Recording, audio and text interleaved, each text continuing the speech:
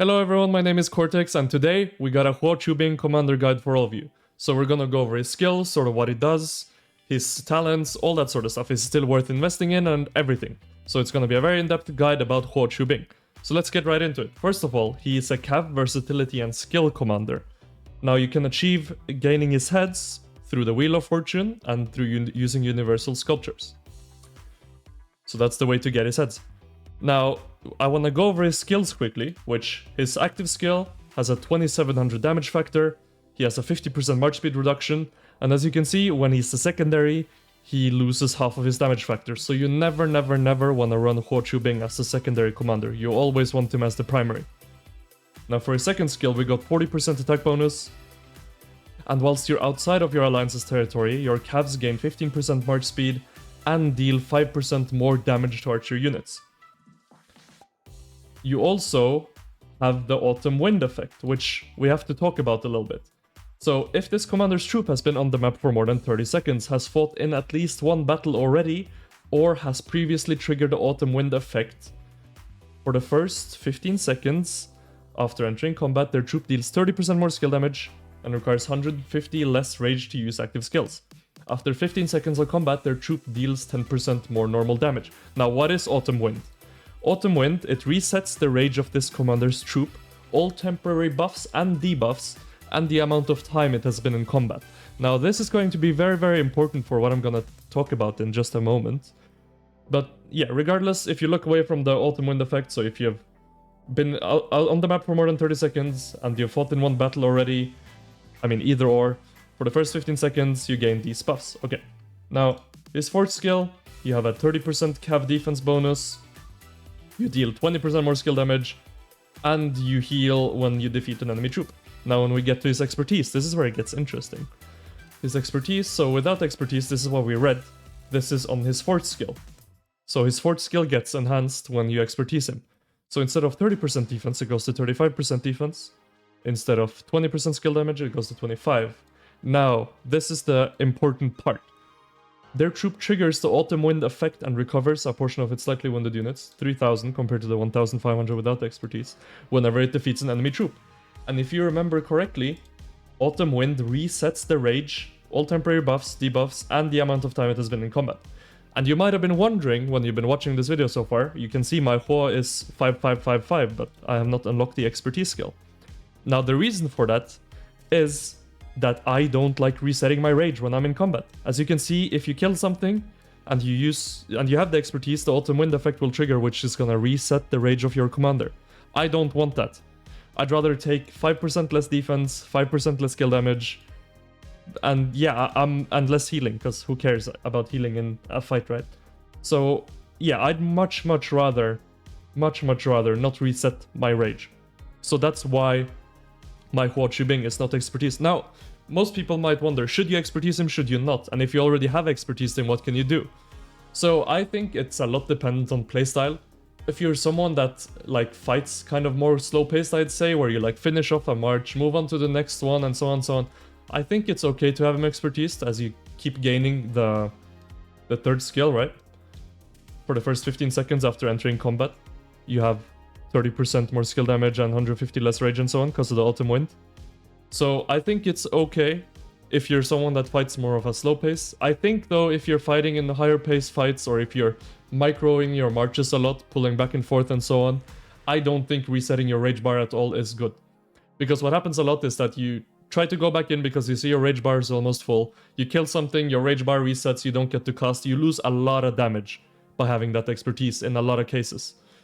Now, if you do have him expertise already, and I did for a very long time, you can go ahead over here and hit this commander reset. And then you can reset him. And he goes down to 1111 if you have one of these skill resets. And you take him up to 5555, but don't hit the expertise button. So you don't lose anything other than this skill reset by doing this. And then you can unexpertise him if you want to. Now, if you want to keep him expertise, that's also fine. Anyway, so I'm gonna go over his talents quickly, just to also show a bit of a difference if you're using expertise versus not expertise. This is pretty default. Most cav commanders run this talent, most cav skill commanders. It's pretty straightforward.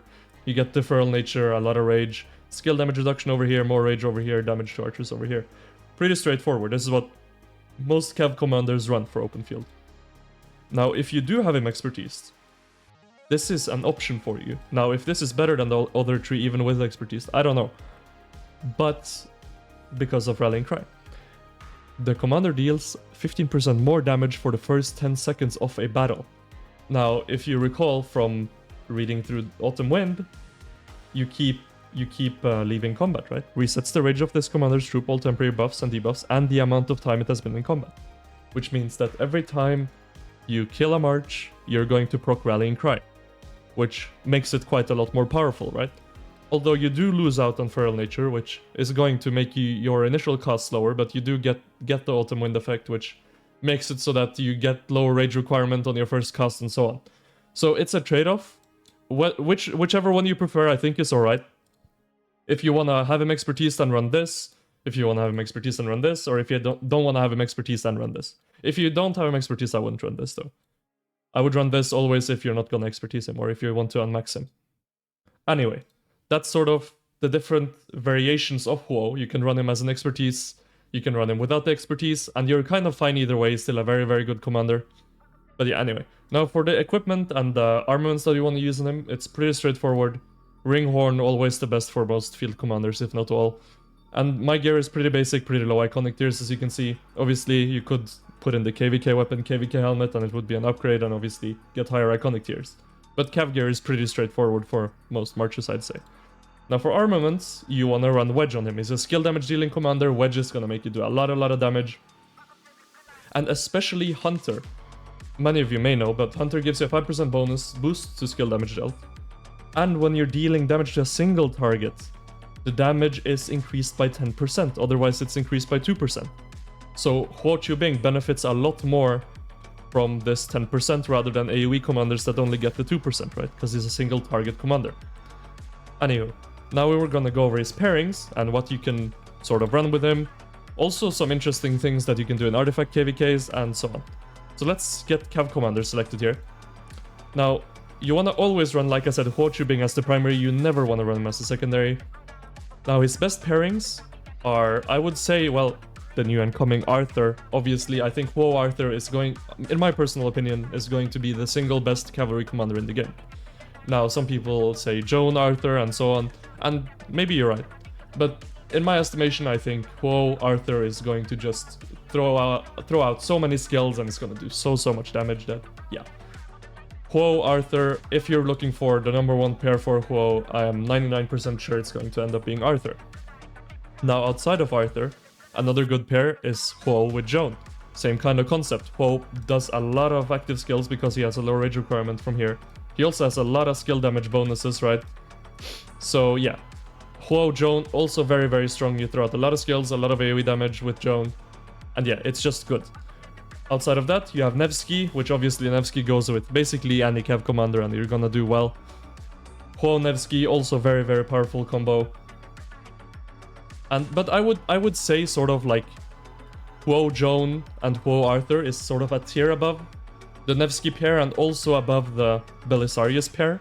I think he's kind of close there with Nevsky, where he's also a very strong single target pair for Huo, but I also like adding some AoE with him. For the same reason that I don't have him expertised, I like to keep him in combat so his rage bar doesn't reset.